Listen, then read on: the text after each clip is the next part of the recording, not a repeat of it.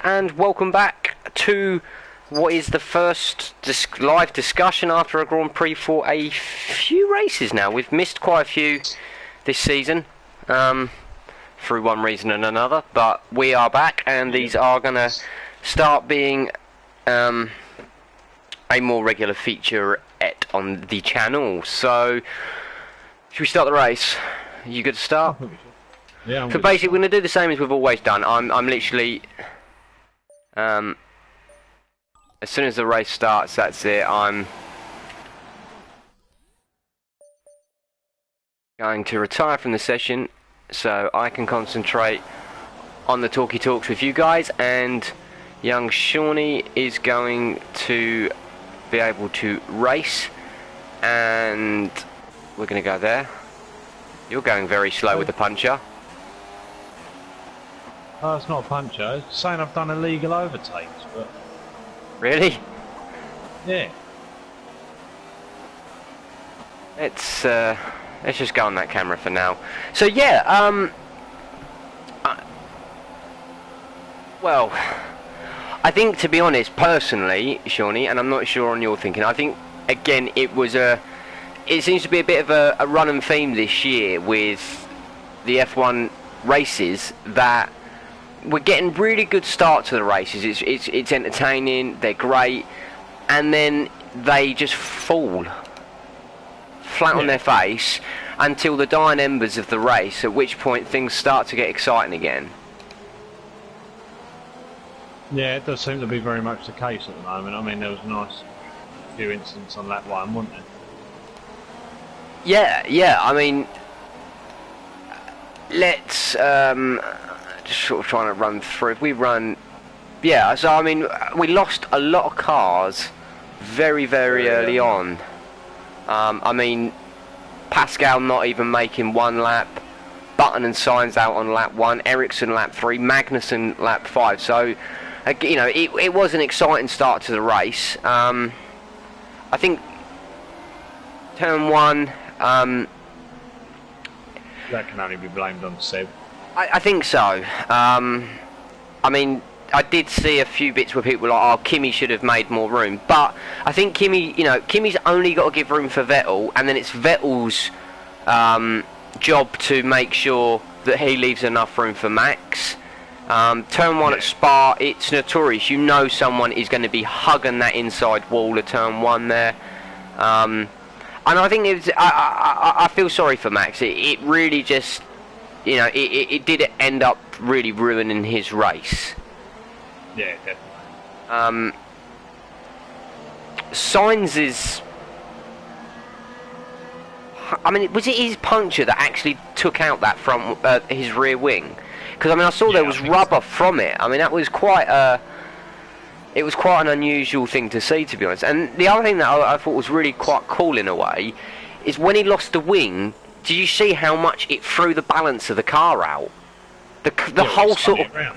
I mean, the whole sort of car looked like it had flexed a little bit. Yeah, I mean, the thing is with that, he should have stopped so much earlier. Yeah. I mean, he just kept trying to go and go, didn't he? And then he spun it and wasn't far out from hitting the V8. And I mean, the thing is as well, I mean, a rear wing... I mean, I've only known one to be changed on race day, and that was, funny enough, that was Spa 98, wasn't it?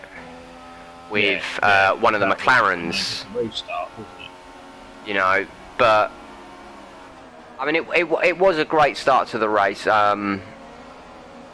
was the other DNF. Ericsson was the other DNF when at lap 3 we lost. Yeah, but Button. he pitted and just never came out, didn't he? K-Max. Never hear the reason for that. Oh. Christ. Oh, horrible to watch. I mean, that car, there was nothing left of K-Mag's car, and I mean, it just goes to show the incredible work that goes on, you know, behind the scenes with the developers and the engineers and that, making them cars that safe. I mean, the whole headrest was ejected from the car. Yeah, you know, it went absolutely flying, didn't it? And I've never seen one of them. No, I've never known one to come off either. But when you look back at it, I said to you earlier, you know, even without his headrest, his head didn't seem to take too much movement. No, no. Which, again, I think it just goes to show the incredible work that goes on behind the scenes to make these cars as safe as they are. I mean, the sort of the debris of K-Mags kind of reminded me a bit of Alonso back at Melbourne. You know, it was absolutely. I mean, you know, you wouldn't get a fiver for it at a scrapyard, would you? You know. No. And to get out and walk away, to all extent and purposes, unharmed. Yeah, just a minor cut on his ankle, wasn't it? I think is incredible, and I think it was the curb, to be honest. When I watched it back a couple of 3 times, and I think he just got a bit. I think the curb just seemed to throw that Renault a little bit, and once he got the power back in, where the curb had unbalanced him, it just shot. They just spun, didn't they? Yeah. So I mean. But again, I mean, it just goes to highlight. I mean, there's all these question marks with the Halo system at the moment. You know, is the Halo the right move? Do we go in closed cockpits? Yada yada yada. Do we even need them? And I mean, you know, these cars are so ridiculously safe now. Yeah, compared to 20 years ago, he'd have been seriously injured 20 years ago. Yeah, yeah, and it's difficult. I mean, personally, I don't want to see. You know, I just think they don't look nice. I know it's it's probably not the best argument for trying to save someone's life. Well, he died because I thought it didn't look sexy enough. But I really do feel that all of this Halo and closed cockpit is very much a knee-jerk, scared reaction. Albeit that a lot of drivers are starting to say that they do feel that they need something like that, but.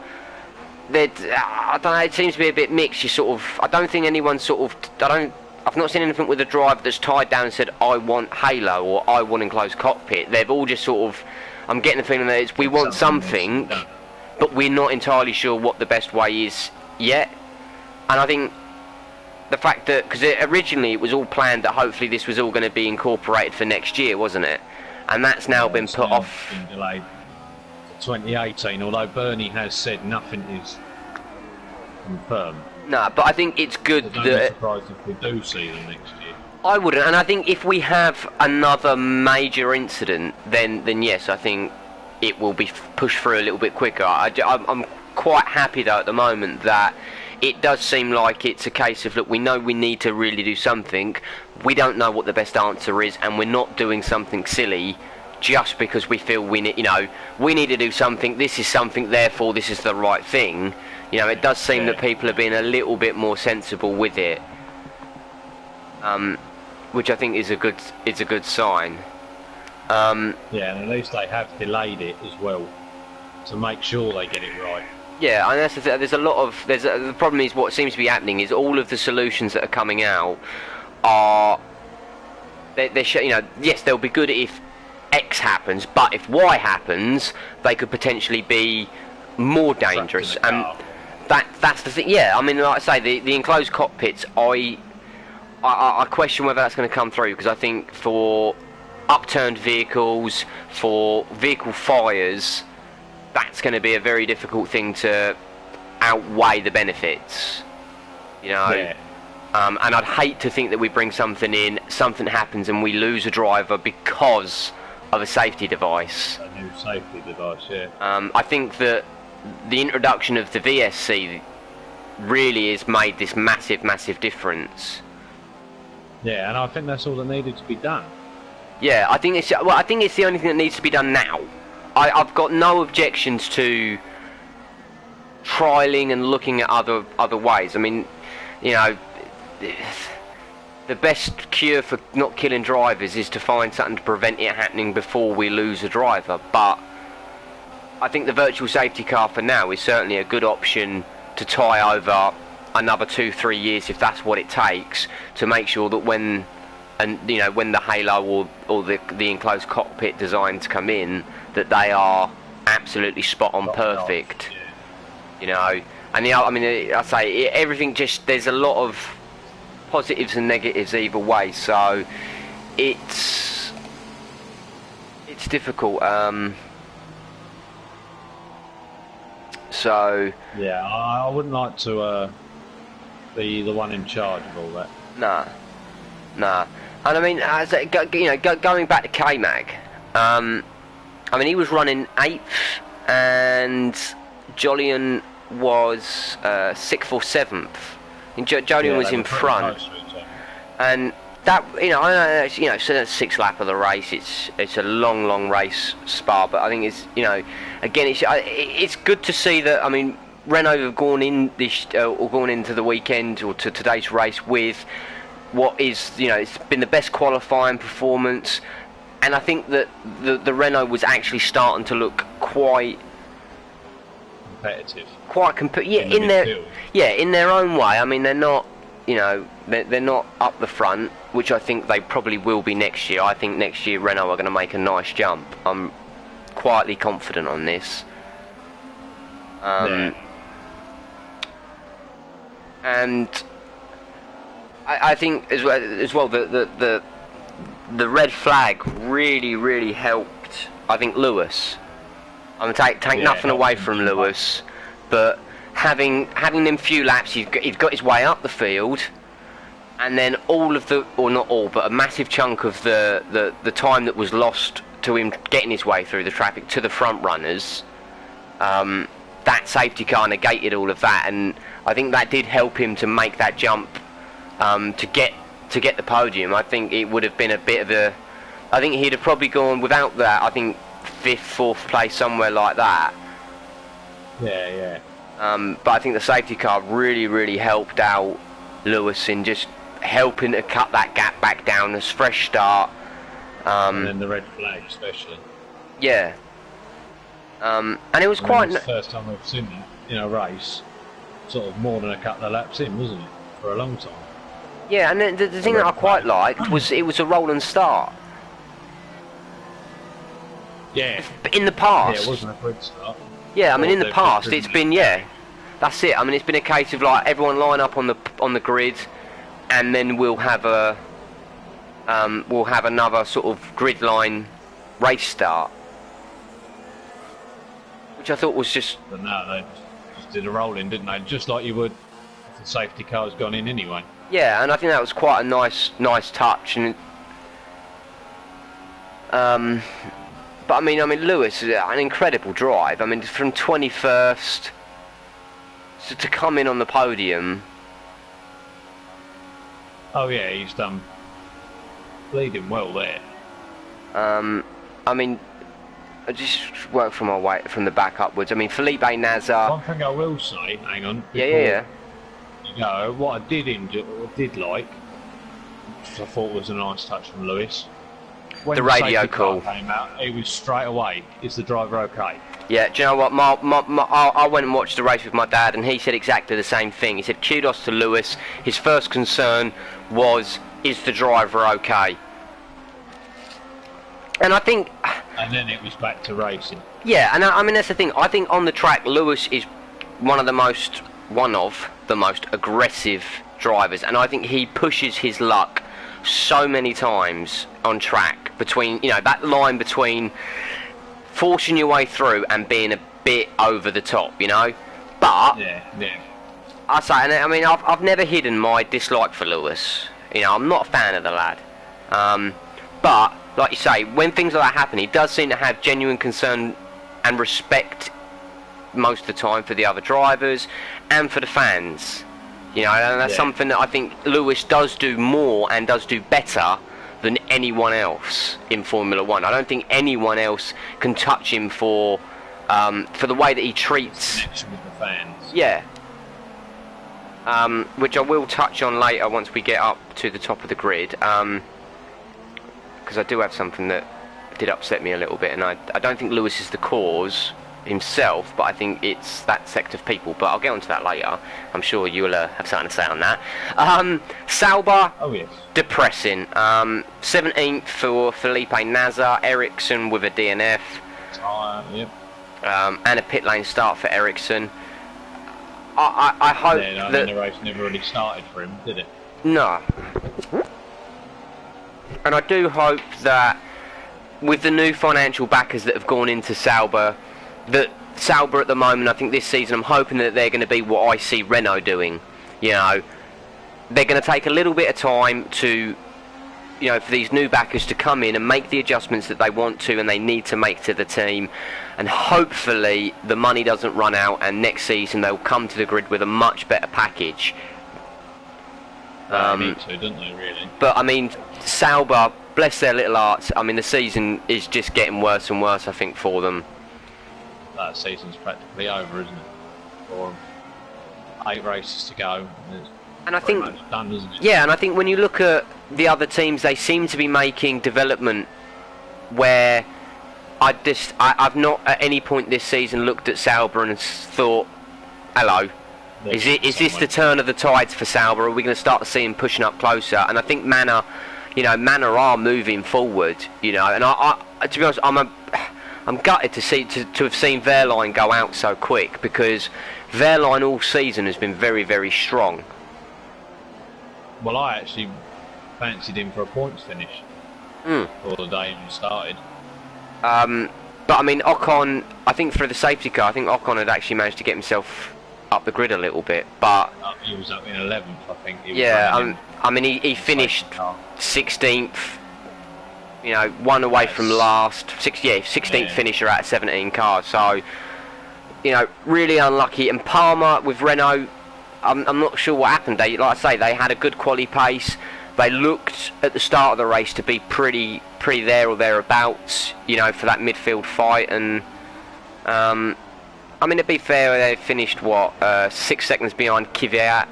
So Palmer not doing too bad, but Renault at the moment, and there's no, I think from the rumours, I think there's going to be a complete 100% change of drivers. But just quickly diving back, Ocon, what do you think? Is his first race weekend?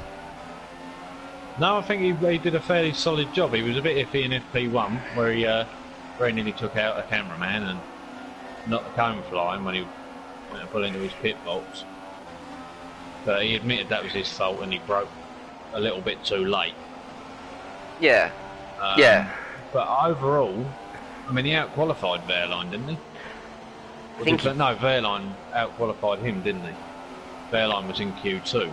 I mean, Wehrlein all season, though, has looked really, really strong. And I'm praying to God that either, if he stays at Manor next year, that Manor do make a massive jump, or he gets a better drive. Because I think that he has got really good talent. And I think the problem is at the moment, with all of the top teams, their young driver programs, you just don't see that there's any room to bring these youngsters, you know, to bring them forward, because Mercedes are not going to make any driver lineup changes unless one of the drivers wants out. Can't see that happening, really, to be honest. Red Bull, they don't look to be making any changes in the first team. I think Toro Rosso have said that they want to continue with Daniel and Carlos next year. Ferrari, you know, that's all sort of signed, sealed, delivered as far as I'm aware. Yeah. So I think, you know, that there are a few seats up for grabs. There's potentially both seats at McLaren next year, but potentially both seats at Williams as well. The problem is, Massa, I think it'd be a shame to see Massa go, but I wouldn't be 100% shocked. Valtteri, I would be shocked for Williams to get rid. I don't think that Williams can bring anyone in better than Bottas. I think Bottas has got very good potential. What's that? I think if the Button rumours are true, then Button would be a better driver in the team than Bottas. He would. The only thing is, just consider for a second that Felipe Massa is being paid for his drive by his sponsors. This is why at the beginning of the season, when there was the rumours of NASA's backers dropping out, that was the Banco de Brazil, which are the same backers that Massa had. Yeah. So Massa's not there. Massa's there for the funding, and I think this could potentially be the hiccup with Jensen. Is Jensen paying for a seat at McLaren? No, I don't think so, and I don't know if he's got this massive sponsorship deal with anyone that's prepared to put him in a seat.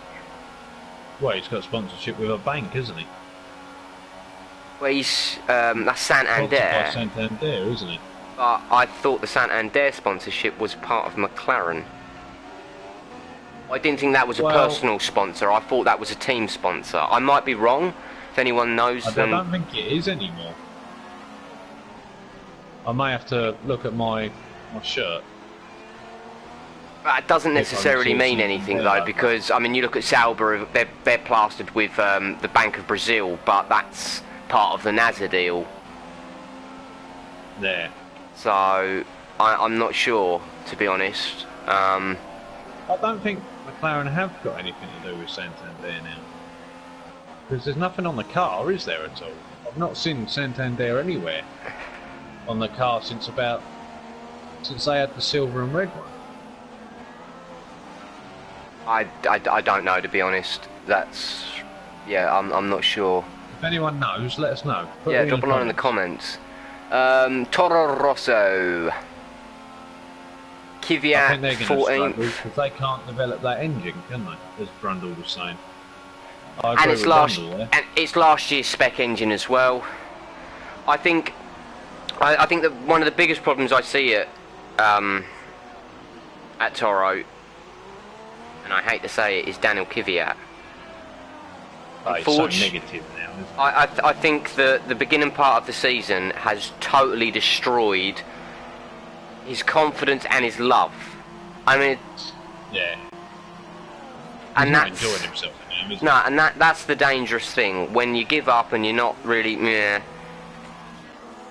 you know, you've got a car that you're struggling to develop, and you've got a driver that you're struggling to motivate. Yeah. And if they're not motivated and they're not passionate and they're not wearing their heart on their sleeve, they get stuffed by Sauber into El Rouge. I am on the... Whoa. That's slow. So I think Toro Rosso... I'm on the slower tyre and all. I think there's some concerns there. This is why I'm a little bit sceptical on when they said that they wanted to keep Daniel Kvyat there next year, because I really feel like he's given up. And I think he got the bum end of the deal earlier in the season. I stand by, no matter what he had done, come Russia, he was gone. They were keeping the Russian boy in the front seat to make sure that they kept the Russians happy for the Grand Prix. And at that point, he was gone, no matter what. I think if he'd have won every race, Verstappen would have gone there. Because I think if they hadn't, Red Bull would have lost Max Verstappen. And there was no way that was happening. Yeah. So... Oh, no. From what I gather floating around, I thought that the guys that they've got racing in lower formula for Red Bull were looking pretty strong. Yeah, but they always do, don't they? Red Bull seem to end up getting the best of the best, don't they? From the youngsters. I think they do better than the likes of Ferrari and Mercedes, don't they? Well, I've always had the feeling within Red Bull that it is this family thing. You know, I get the impression that the contracts aren't with Toro Rosso, they're not with Red Bull the F1, the mother team, that they're with the Red Bull family, and they'll move you around as they see fit. You know? Yeah. And I think maybe that family nurturing fashion, in a way,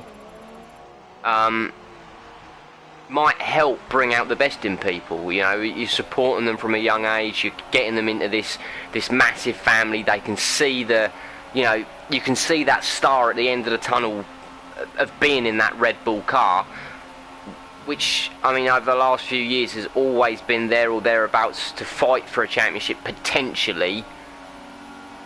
Yeah, it was only the first year of the Turbo partnership, wasn't it? Then Danny Rick won a couple of races that year, didn't he?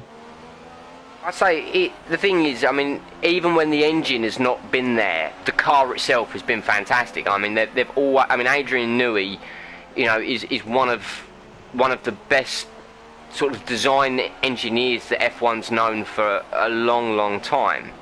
Well, he's a bit of a freak of nature, isn't he? Yeah, I mean, he's one of these guys that sort of sits there with a, you know, he's got an envelope that the gas bill turned up in that he's drawing a design for a Formula 1 car on. You know, he's very old school, but I think that's, you know, that's what, in a way, I think that's what makes him so great, because he does, you know, there was an interview with him years ago and he sort of shuns away from computing. You know, it's all drawn and then we put it to the simulator. And I think maybe that, having to have that real knowledge impregnated in your brain that makes him so great. It might just be that he's old school. I mean, let's be honest, nearly everyone who's old school does so much better. Old school mentality is always the best. Let's move on up the grid. 12th and 13th for Gutierrez and Grosjean respectively. For Haas, I just feel that Haas have been so incredibly unlucky on so many occasions this year. You know, they're just behind, like picking points up and getting these great results, and it's just falling short. Yeah, it does seem to be very much the case at the moment, doesn't it? Yeah. But what I don't think is going to help them, and I know you're a fan of Roman, but he just seems to do nothing but whine at the moment. They all do, though. The car's rubbish. Well, yeah, but I mean, develop it. Only first race of the season, you were going, "Oh, this car's brilliant." Yeah, I mean, yeah, I mean, you're right to a degree. I think that they're all whingy little girls when things are going wrong. I mean, I'd say I love Vettel. I had a lot of respect for Sebastian. I mean, when you look at what he does outside of Formula 1, you know, his interest and that to get into the factories and all of that, I was like, wow. And then I stumbled across a video, and it got a lot of team radio chat, and a lot of it, I'm sure, is unaired. You know, or some of it probably is, or you just don't remember it. Yeah, but it's amazing at the amount of times I sat there and thought, do you know what, he actually sounds like he's in tears, you know, because someone's being a little bit slow to react to a blue flag, or someone's cut across him a little bit, you know. So I think there is that element that there is, I think they've all got this inherent and crybaby attitude to them. All of them have. You know, you can see in the way they all are, this sulkiness when things don't go their own way. The thing is, I think with, not just with Roman, and I will always defend Roman, I think he's got something. I look at him and I just feel like he could do something. But it's what he's, I'd be interested to see how he is off track. Because in the heat of the moment, I mean, we had it, was it last year with Fernando, the GP2 engines? Yeah. That's my Nando impression. It's pretty good, isn't it? No. You know, but GP2. I think in the heat of the moment, it can be difficult sometimes to judge Rouge. El Rouge, and you know, and the radio conversations. You know, there's a lot of things, and you know, in the heat of the moment, things are said, and you know, yada yada yada. So I think, I don't know. I don't see that he's. I don't think he's a huge problem. I think the problem, if it was personally, I would say their problem is maybe the experience. I think that Haas would benefit from someone like Button or Kimi, you know, someone who's been around the block. Yeah. Grosjean, I mean, the problem with Grosjean is he's always sort of been in the same sort of family. He's not been around the F1 circuit, you know, he's not been around the team so much. You know, he sort of started at Renault, went to Lotus, and now he's with Haas. Well, but he went to Lotus. Lotus bought Renault, didn't they? Yeah. So I mean, you know what I mean? Like, he's always had this very. I think maybe his view of the F1 world is a little bit more closed than someone like Button and Alonso, Kimi, you know, that have been around. I think Haas would benefit from an old gun to a degree. I think if you know, maybe if Button can't get that Williams seat, maybe Button would do good at Haas. Or Fernando, yeah, you know, and I think Nando could be quite a good because Haas clearly must have some very close links to Ferrari. I think their driver lineup shows that. with Gutierrez and all the rumours that have been around Grosjean with Ferrari, and the fact that they're pretty much driving a Ferrari car. So I think Ferrari, yeah. So again, I'd be interested to see how they come back into it next year once they've had a season, a bit sideways. Once they've had a season of being, you know, to get rid of Lotus and to be themselves and all of that malarkey. That's not them. That's Renault. That's Renault. What are you know what I mean? I'll start my sentence again. My brain's all over the place. Yeah, I want to see them have a season as they are, because it is new. I mean, Gene Haas has got this massive motorsport knowledge, but well, he was actually on record as saying he wishes he'd bought a team. Yeah. He was in. Was that Brundle or Crofty spoke to him before the race? Brundle spoke to him, didn't he, before the race on the grid? But I mean, I think, you know, Gene Haas's knowledge is good in motorsport, and I think he can bring, you know, he can bring people to the table because of his name. Formula One's a very, very different formula of racing, I think, to a lot of other motorsport.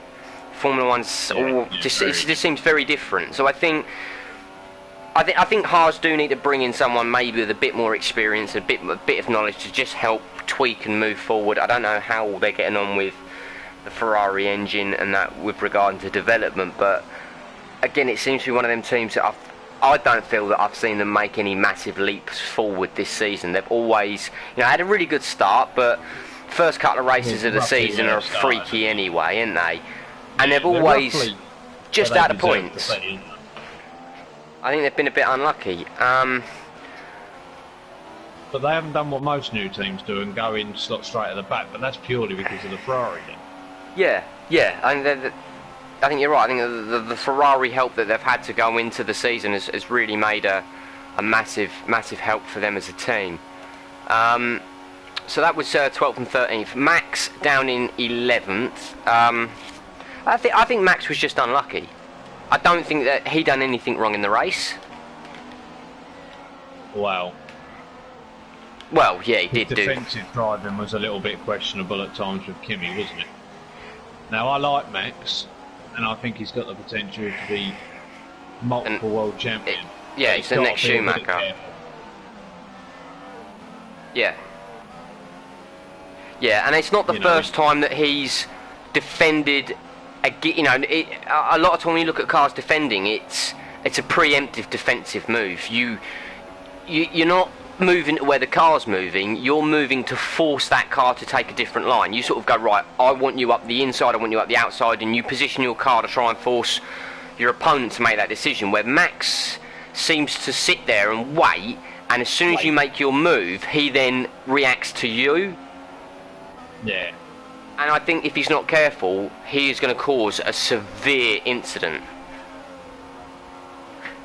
Oh yeah, he will. There's no doubt about it. If he keeps driving like that, someone won't react as quick as Kimi did. I mean, Kimi looks like he's asleep half the time anyway nowadays. But you know, he was awake enough to stop himself with that one. I think Kimi's probably one of the most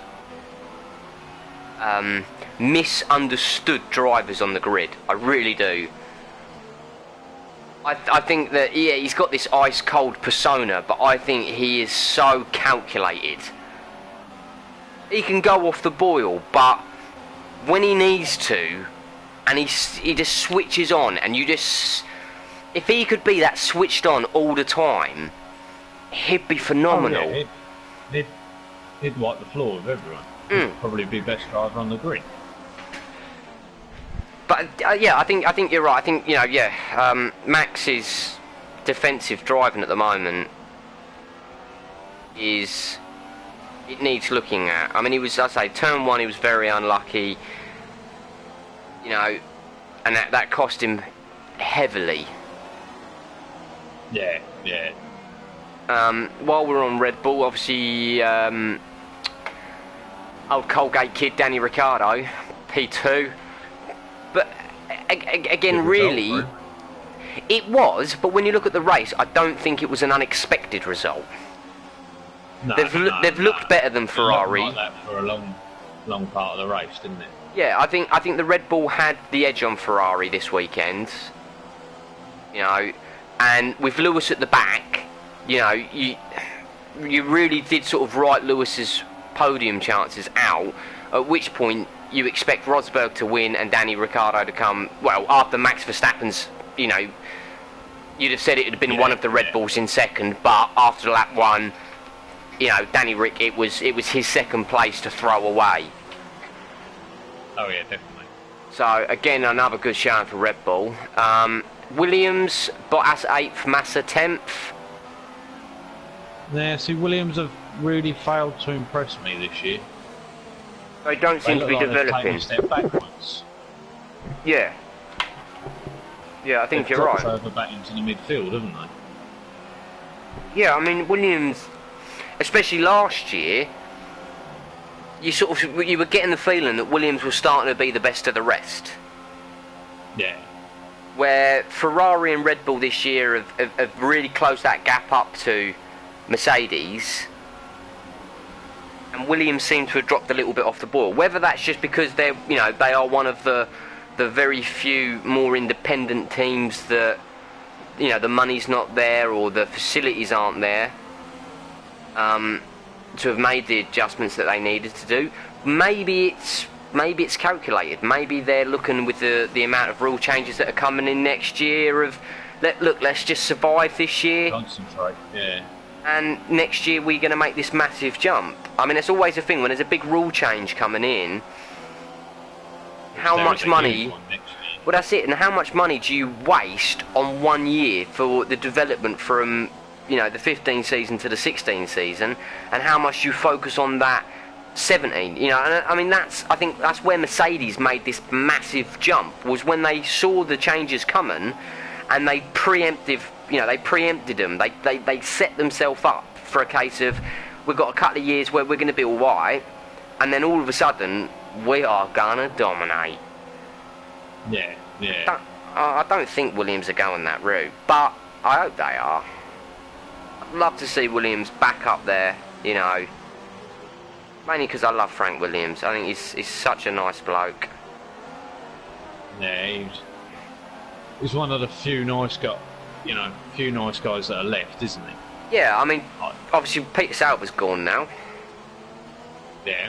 So, I mean, he really is the last of the nice guys, I feel, that are left. I mean, I'm sure he can be a right nasty devil if he needs to, but I just never see Frank Williams as being a crook. Daughter. Yeah, but I mean, you look at the other guys. You know, I'm not saying that they are, you know, that they're criminal crooks, but you know what I mean. You know, I think you look at them like Ron Dennis. You know, Big Ron's like, you know, he's like Don. Yeah. You know, he could be such a ruthless devil. And the same with Toto. I think Toto Wolff, when you're in his good books, there's nothing to worry about. But you cross him, and I reckon he is quite a fierce manager. The same with Horner. Yeah. Well, Horner looked to me quite stern when he was talking to Max on the pit wall after the red flag. Yeah. As if he was going to have a bit of a word with him. Well, I think it'd have been. I don't think he'd done anything wrong in the first half dozen laps. I think it was the latest. I think the debrief. I think he's probably going to be ripped a new one, to be honest, for his defensive driving. Ferrari. I mean, we've touched on Ferrari a fair bit. Vettel 6th, Raikkonen 9th. Well, Raikkonen was unlucky with what had happened with Vettel squeezing him into the max. Yeah. I do think Kimi would have been on for a fairly good result if that hadn't have happened. Yeah, and I think this weekend Kimi had the edge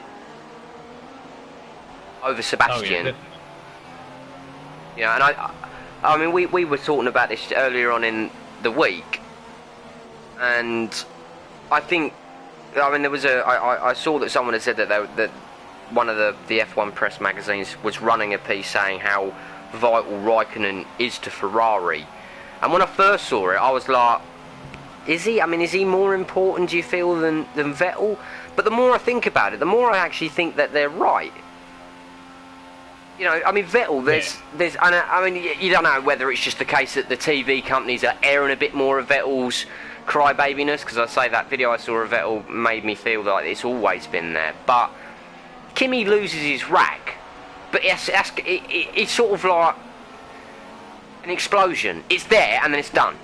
It's not. Yeah. I mean, Vettel seems to just keep. I mean, he's like a volcano. He blows up, and then you've got all this hours of the lava flowing down and flooding the village. You know. Yeah. And I think that costs Sebastian at times. I think, you know, where Kimi, he'll sit there and, you know, you get beep beep beep beep as he swears his way through, and Sky forgets to bleep out one of them. Yeah. But I think with Kimi, that's what you get. You get this explosion, and then it's right. Okay, right.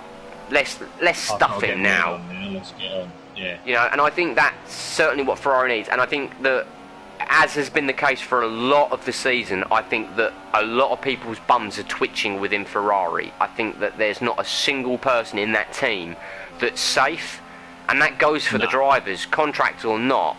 I think I can't think what his name is, the guy who's the head of Fiat.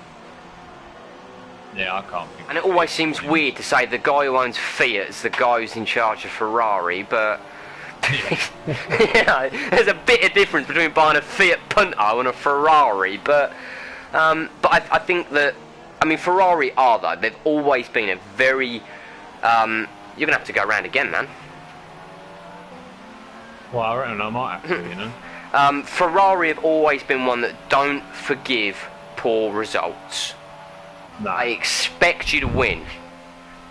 And it's not just like, sort of, you know, Ferrari aren't your sort of, you know, Man United, Man City, and in this season, probably Leicester City fans, you know. They're not sort of glory hunters. Like, they disappear when things go bad. They just sit there and just rip everyone to pieces. Yeah. You know what I mean? Like, back in the 90s, you had this massive, you know, United had this huge influx when they were doing really, really well. In the, you know, of fans for, you know, just glory hunters. And I don't think Ferrari are that sort of glory hunters, but they are glory hunters, you know what I mean? Does that make sense? They're so... constantly expect... Yeah, there's no excuse. I mean, I genuinely feel if an asteroid fell out of space and wiped the two Ferraris out, the debrief, they'd still be in trouble. Well, you should have avoided it. You should have moved. You know, but it just landed on me. I couldn't do anything. Yeah, you could. You know, you keep seeing these rumours floated with Riva Bene going, and just restart session.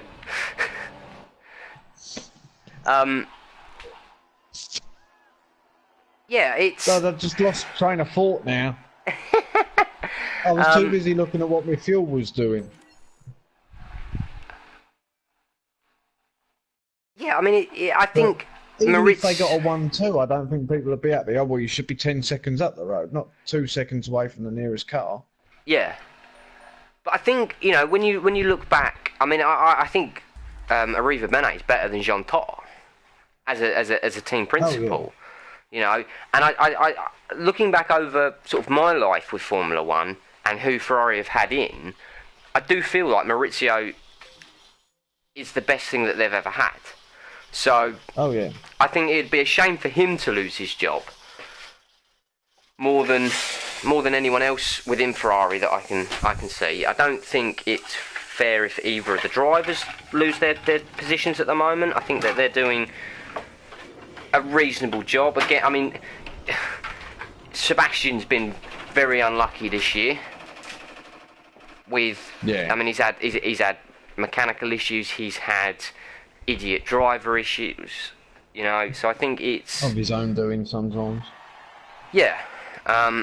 So I something certainly does need to change within Ferrari if they want to be retire from session, if they want to be back at the, you know, get themselves back up the top and racing. But I don't feel that there's anything. It's the engineering staff. It's the development team that need to do something. I feel more than the sort of the front room staff. Yeah, yeah. So I've just booted a desk fan across the room. Force India. I mean, wow. 4th and 5th. Hulkenberg 4th. Perez in 5th. There's a reason. Much better again, aren't they? Mate, there's a reason that I call the Incredible Hulk the Incredible Hulk. And again, we said about this during the week, didn't we? You know, Perez always seems to be the one in the media front for, you know, oh, why does Perez not get a better drive? I really do sit here and go, well, hang on a minute. What about Nico? You know, he is always there or thereabouts. He's another one of these drivers. I'd love to see him make a step up into a better drive. Yeah. I'd really love to see what he can do with it. I think he'd do well. Yeah, I think he would. I think, you know, he's certainly got something, because he's always there or thereabouts. Yeah, it's very rare that he's not anywhere to be seen, isn't it? Yeah. Through any fault of his own, anyway. No, that's it exactly. I mean, but I mean, they seem to have really closed that gap this year, I think. Force India. Yeah, definitely. How Force India survive moving forward? I think they're trying to jump Williams in the constructors, and I think the only thing that worries me with Force India is obviously the issues that are going on around Vijay Mallya at the moment. Yeah.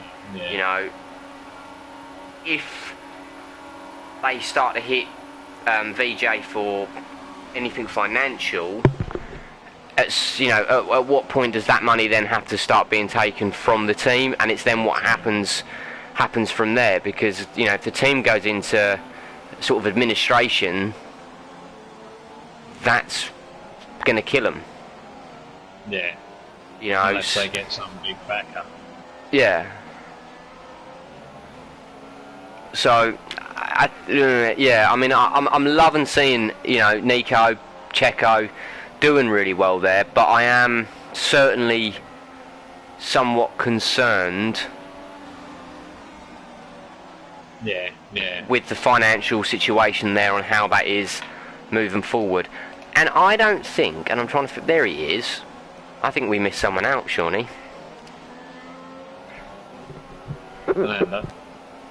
Nando. Oh yeah, we were getting to him. I was just about to mention him. An incredible... I mean, he said before the race, he'd said that, oh, my plan is to just follow the Mercedes. And on the red flag, he was actually in front. That's in front of him. Yeah. He'd made up like five positions out of that chaos at the start, hadn't he? And I mean, I think we both agreed before we started recording. We sort of discussed who our driver of the day is, and it has to. I mean, Hamilton. You know, you know, he's got a podium from the lowest starting position out of anyone who's, you know, at Spa ever, or in Formula One at Spa. I don't know if it's been done on in a different start of racing, but yeah, it probably has in one of the lower formulas, but I think, you know, and I think as we sort of said off cam, it take nothing away from Lewis's achievement, but you have to consider he's driving a Mercedes where Button is in a McLaren Honda. Yeah. You know, and I think that's... Fernando, not Button. Yeah, sorry. Yeah, Button's result was, none so good. You know, but it was... I mean, I say, to do it in the McLaren Honda, I think is what made it a better result. Not to take anything away from Lewis's result, but an incredible drive. Behind him for fair length at the end, didn't he? And I mean, Nando has got to be one of the. Well, I don't think one of. I think he is the best driver on track. His experience, his knowledge, his style. I think for a like-for-like car, you know, if they done, you know, like the old what was it? A1. Yeah, I think Nando would quite happily sit there at the front. 99 times out of 100. You know, I mean, again, I think, you know, that he had some luck on his side. You know, the safety car didn't seem to do him any harm. So, excuse me, I'm trying to clear my throat here. So yeah, that only leaves us with the Mercedes drivers. So, I mean, Lewis. Nico, he was in front, controlled the race, did what he needed to do, bang, yeah. It was like he was running on rails. Yeah, Lewis, a safe, clever drive. Nothing fantastic, just went out there, done the job. Didn't even really tackle anyone, did he? I mean, he got quite little airtime. Both the Mercedes did, really. I don't remember really seeing all that much of them. They just sort of just cracked on and got on with it. Yeah. Along, didn't they?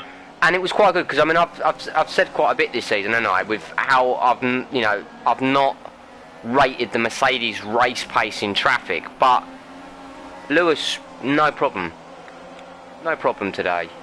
You know, that Mercedes coped with the traffic without any real issues.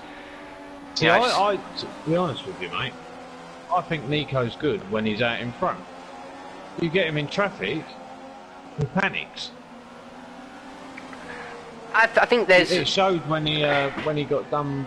He done himself out challenging Matt Canada, didn't it? Sent yeah, I mean, sideways, flinging across the chicane. Monaco, I think, was I think that there was something fundamentally wrong with the car there. I don't believe that he could have been that far off the pace as he was at Monaco this year. Because if it was purely driver ability, I think there would have been question marks on him. Yeah. You know, when you've got a championship-winning car, 99 times out of 100, you need 2 championship-winning drivers, and if he's going to crumble that much, I think there'd have been question marks on re-signing his contract. I do think that. Do you know what? Do you know what I think it is? As well, I think a little bit of this. Now, Lewis has got a reputation. Love him or hate him, Lewis has got a bit of a reputation. He's ruthless. Now, I'm not saying that in a bad way, but he is like Max, and one of the things we love watching when you're watching racing is aggressive driving. Like these two in front of me. Yeah. And Lewis is got that reputation. The thing is, when you've got a reputation, you attack drivers differently, and I think this is a bit of what Max is doing. He's staking his claim in F1 to scare people. You want to go into that corner knowing that other guy is going to wuss out because he knows that you've got the balls to stay, you know, to keep your foot in and make that move. Yeah. And I think Nico gets a bit frustrated, and I think he tries to emulate them, because a lot of the big mistakes he's made have been, I've seen, you know, they're similar in style, not in execution, but they're similar in style to the way that quite often Lewis has done Nico. You know, them dive bomb moves, force the guy a bit wider. You know, and Lewis does them with a bit of contact. You know, that's why they've crossed wheels a few times. But I think Nico hasn't got that reputation as much, and I think because of that, people don't yield as easily, or they don't. You just have that little bit of a different mentality going into defender driver. Yeah. You know, and I think that's and I think that's what has caused Nico a little bit of trouble. I think some of it is frustration, and I think the media, the way they've put some of the questions to him this year, if it was me, would annoy me. And I think it's annoyed him, because it's always, you know, they sort of like, Lewis is coming back at you, and he said a few times, yeah, but you can look at it like that, but I've also won X amount of races this season. You sort of go, oh, Lewis has brought the gap down to X points, but you can also sit there and go, you're X points ahead of Lewis, and that must really grind you down at times, sitting there with, because Lewis is the one that everyone's expecting. Yeah, I mean, it's media pushing to make the story as good as possible, because a good media story sells. And it must be frustrating to always be considered that, and you do get the impression at times, everyone is expecting that Lewis is going to win and that Nico isn't. Yeah. But through however you want to put it, whether you go, well, he's going to, if he wins the championship now, it's because of all the problems and the grid penalties and it's this and it's that and it's the other. I don't think it's fair to take that away from Nico. He's a race winner. He's proven himself through whatever reason. He's got himself up there and he's fighting for a championship. And I do feel sometimes it is frustration with him that he makes dick moves and don't get away with it. And I think it's a bit of frustration on Nico's part, and I think it's sometimes the way that people get the impression on him. And I think, when you go back to, you look at Monaco, was it last year, the year before, where he outbroke himself? Inverted commas. In inverted commas. I did do the inverted commas. It's no different to Schumacher. And if you asked Lewis the question and said, would you break the rules if you thought you could get away with it to ensure yourself the best chance of winning, the race and in turn potentially another driver's title? If he said no, I don't believe him. Not for a second. Like they interviewed him earlier and they said about, about taking a reprimand for the... Yeah, I read about that. And he said, yeah, of course I did. We ran through all of the options and there was no sensible option there because I couldn't do it safely, which I genuinely believe that. I don't think that he'd do something that he considered dangerous, but that's, in a way, that's no different to Nico's thing. If I can bend the rules to suit myself, to hurt myself now rather than later, that's going to win me a championship. I just think Nico's been very unlucky that he's not got away with it. I think Lewis will win the championship. He's not clever enough, that's the thing. I can guarantee you them two will clash again before the end of the season. Certainly. But do you remember when they had the coming together at Spa and Toto said it will never happen again?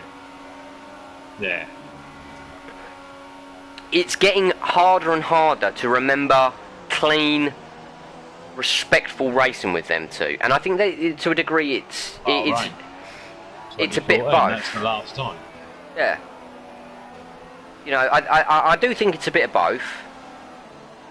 And the thing that I found slightly, I don't know if concerning's the right word, but it's certainly interesting. They've not raced each other this weekend. No. There was no need for any animosity between the pair of them. But there was a lot in that cool-down run. There was no communication between the pair of them. And I think the thing that people need to remember, which is often forgotten in Formula One, is it is a team sport. At the foremost of the F1 paddock, it's the constructors' title. Yeah. It's only really the drivers and the fans that worry more about the driver's title. It's always seemed that the constructors has always been that. It is a team sport. You're out there together. I feel a lot of Schumacher's success was, Schumacher is definitely one of, potentially two of the best drivers in F1. I think, potentially with him and Senna. I would say Schumacher is the best there has ever been. But then I believe that Senna could have been the best that's ever been. Yeah, I think. Yeah, for the effort. Imola. Monza, Imola. Yeah. Imola. But I think a lot of Schumacher's success was they played a team game. You know, Ferrari were not scared of team orders, and you know, and he was very lucky throughout his career to have teammates that played their part within the team, for the team. And I think that Mercedes are doing a terrible job of managing their drivers. And I think we will certainly see a Mercedes drivers' title winner this season. I would be shocked for anyone else to not.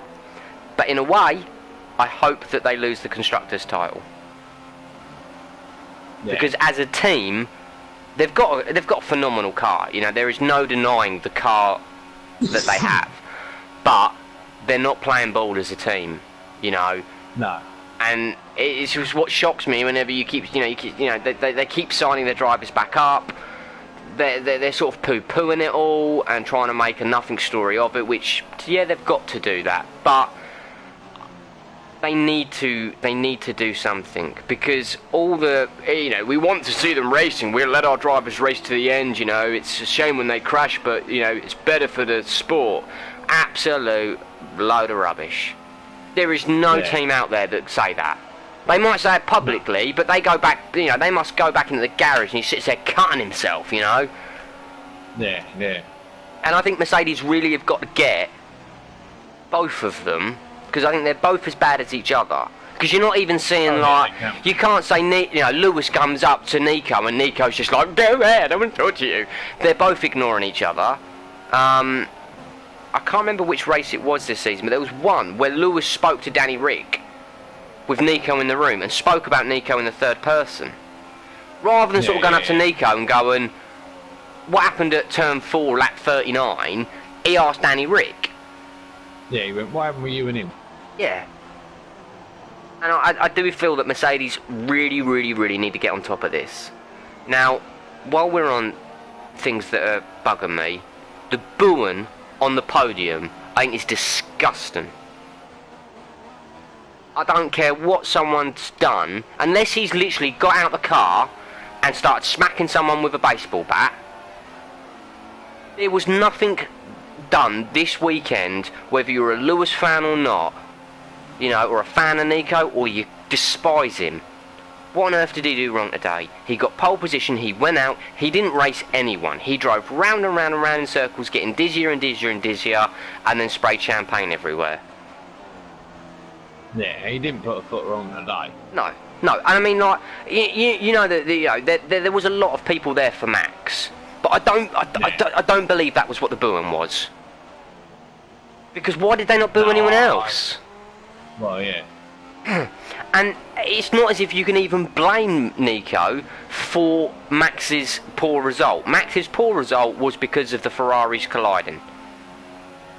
Another way you could look at that turn 1 incident, though, is if Max hadn't have bogged down like he had, he wouldn't have been in that position. No.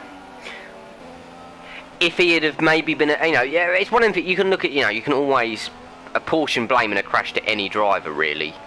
You could go, that corner is ridiculously tight. We've seen some crashes into turn 1 over the years. Yeah. He must have realised going into it. I think that, you could argue maybe a little bit of inexperience. A bit of excess bravado. Maybe he shouldn't have gone on the inside. He had a lot of curb. Arguably, was he fully on track?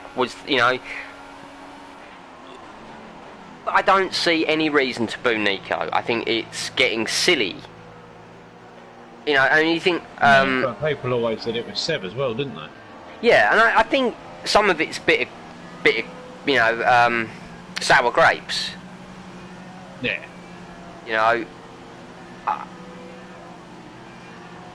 If Nico wins the driver's hold, let's just say, because Lewis is going to have to take some more hits as the season progresses. Well, I don't know. That engine's got to go a long way, mate. He's got an engine in hand. He's got an engine in hand. He's good for internal combustion. It's all the other stuff that he's pretty much out of now, isn't he? No, he's got a fresh engine. Yeah, he's got a fresh... I thought he'd only got a fresh internal combustion. I didn't think he'd got any spare MGUKs or anything like that. I thought he'd blown everything else. Well, he used 3 engines over the course of the weekend, didn't he? Yeah, but that's why he's incurred so many pits. Yeah, so it's whether, yeah, he's going to take them 3 across. Yeah.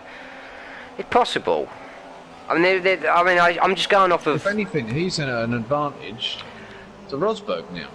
Well, I've seen a couple... If Rosberg uses another unit, he's got to then have the penalties. But this gets us on to something that I think is quite well said. This gets us on something we were discussing last night, isn't it? The penalty system. Now, I think it's unfair, in a way, for a couple of reasons. Because, let's just say, you're in the Mercedes and I'm driving at Sauber. I can't afford another engine. You know, if I blow an engine up, you will see Felipe Nasr and Marcus Ericsson outside with a guitar busking on the streets to try and pay for the replacement engine. You know, that's just the way it is. They've not got the money. But in theory, then, you could go into the first couple of free races and go, I want all new engines there, thank you very much, and we'll take a load of new gearboxes, thank you very much, and MGUKs and all this and all that. And all of a sudden I'm sitting there with 15 engines in my back pocket because I can afford it. And I'll take the hit in 2 races. I'll do them somewhere like Monaco, Baku, somewhere where I think safety car's probably pretty likely. I can do what Lewis has done today. You know, if it comes right for us, we can get some good points. And all of a sudden you've just destroyed the rule book. Now, if you're going to give someone a 75 place grid penalty, and there ain't 75 cars, they do it the next race. And if there's still not enough, they do it at the next race. And I think you've got to put something in there maybe for teams that on average go out in Q1. Now, the grid penalties don't mean nothing to them, because they're going to start the back anyway. So you need to find a way of hitting teams respectively for their positions fairly. Because, like I say, in theory now, like you say, if that's how it's going to be, that Lewis has now got this massive stash of engines, by taking all the penalties in one hit, and not really serving the penalties... Yeah, I know what you're saying. You know, my way of looking at it is that the FIA agree that their own rule system is an absolute joke. You know... Because, you know, it's like... You wouldn't have a football match and go, oh right, what we're going to do, I'm going to break his legs and that, we'll have 3 penalties, but there's only enough time to take one of them, so don't worry about the other 2. We'll just say that you had them, whatever. You know, I don't understand the logic behind a penalty system that doesn't fully penalise to the length and breadth of the penalty. You know, you give someone a red card and go, well, actually, you've already lost 3 players. If we take anyone else off, we'll have to cancel the match. So we won't send you off. The fact you've just stabbed someone, you know, if they're the rules, they're the rules. And I'm not just saying this because I'm not a fan of Lewis. I think it's the same that should, in theory, apply to Fernando. Yeah. You know, if that's the penalty system, it shouldn't. It should be a consecutive thing. It should be a way that penalises properly the length and breadth of the penalty. Oh yeah, no, definitely. You know, I don't understand this logic of being able to take a virtually indefinite amount of, you know, an infinite amount of grid slot penalties, and then just do it in one race. Because it doesn't, you know, like I say, it doesn't hurt anyone. No. But I think perhaps we should do a fresh video on our take on that. Yeah, we can do. Penalty system. And I was thinking perhaps we should do a video about the Halo devices as well. Analyse that a bit more. Yeah, I think we've certainly got a video in there of one each, or do them together, see how we go for chat. I mean, to be fair, we have actually been streaming for quite some time for this video, so... Oh. It's quite a lengthy one. I'm not entirely sure how long it is. Oh, no, just over the hour mark, so... somewhere around average length. So, do you think enough to call it then, Shawnee? Yeah, I think so, as I smash into Massa. So I say Button driver of the day. Another Alonso, relatively boring Alonso driver of the day. I just want to give Button. I know. I just feel sorry for Button. Go and give him a hug or something. I'm going to go give him and Kiviat a hug because I think he needs one as well. So yeah, guys, thank you for watching.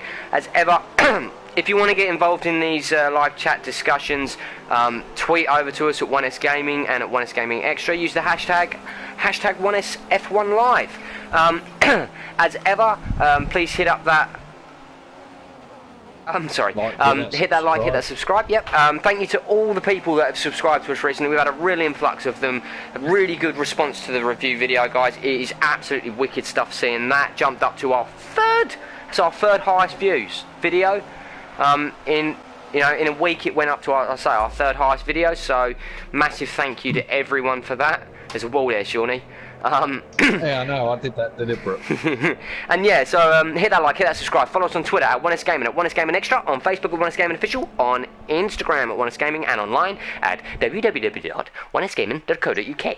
Thank you, bye bye. Cheerio, everyone.